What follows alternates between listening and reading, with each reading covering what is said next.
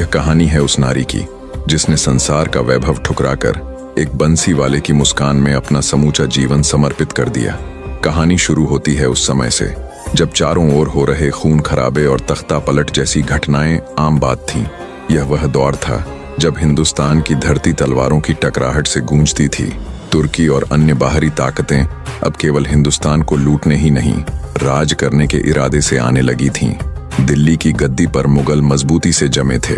अकबर का साम्राज्य तेजी से फैल रहा था और धीरे धीरे पूरा भारत उनके झंडे तले आ रहा था। लेकिन यदि कोई था जो उनके सामने डटकर खड़ा था तो वह था राजस्थान। यह वही भूमि थी जहां सूर्य की तपिश से भी अधिक तेज था, जहां के राजपूत अपनी मिट्टी, धर्म और स्वाभिमान के लिए लक्ष्मण रेखा से भी अधिक प्रतिबद्ध थे। उसी राजस्थान की वीर भूमि पर बसा था मेड़ता। उस समय मेड़ता पर राठौड़ वंश का शासन था और राजा थे राव दूदाजी, उनके पुत्र रतन सिंह, जिनकी वीरता की गाथा पूरे राजपूताना में गाई जाती थी। एक ओर उनके घर में पत्नी की कोख में पलती नन्ही जान और दूसरी ओर मातृभूमि की रक्षा का आह्वान। लेकिन रतन सिंह ने सच्चे क्षत्रिय की तरह कर्तव्य को परिवार से ऊपर रखा। वे रणभूमि में उतरे और अपने मेवाड़ की रक्षा करते हुए वीर गति को प्राप्त हुए। पर विधि का विधान कुछ ऐसा था कि रतन सिंह अपनी पत्नी के गर्भ में पल रही उस नन्ही जान की पहली किलकारी तक नहीं सुन पाए।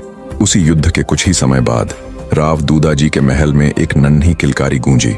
पूरा राजमहल मानो शोक से उभर कर मुस्कान में बदल गया। उस नन्ही राजकन्या का नाम रखा गया मीरा। मीरा ने अपनी पहली मुस्कान से ही सारे मेड़ता का दिल जीत लिया था। ऐसा खिलता सलोना रूप पूरे राजपूताना में दूसरा था ही नहीं। लेकिन खुशियों की ये रोशनी ज्यादा समय तक टिक न सकी। कुछ दिन बाद पति के वियोग में मीरा की मां भी चल बसी। अब मीरा का पालन पोषण राणा दूदाजी यानी उनके दादा और दादी जी के हाथ में था। मां की ममता और पिता की गोद से दूर हो जाने के कारण मीरा सबकी लाडली थी। मीरा बस कह भर दे और राव दूदाजी तारे तक तोड़ लाने को तैयार हो जाते थे। समय अपनी गति के साथ बहता गया। मीरा की शिक्षा दीक्षा योद्धा से करवाई जा रही थी।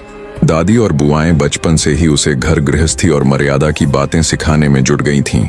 इन्हीं तीर तलवारों और कड़ाही खर्ची के बीच मीरा 6 साल की हो चली थी। यह परिवार भगवान विष्णु का परम भक्त था, जहां साधु संतों का विशेष सम्मान किया जाता था। दरवाजे पर आने वाला हर साधु पूजनीय माना जाता था। एक दिन एक संत दरवाजे पर आए, जिनके स्वागत सत्कार के बाद उन्हें विश्राम के लिए एक कक्ष दिया गया। भोजन ग्रहण करने से पूर्व साधु ने एक पाठ पर लाल कपड़ा बिछाया और अपने साथ लाई हुई भगवान कृष्ण की मूर्ति स्थापित कर दी। उनके आराध्य की यह मूर्ति उन्हें उनके गुरु ने दी थी। बने रहे।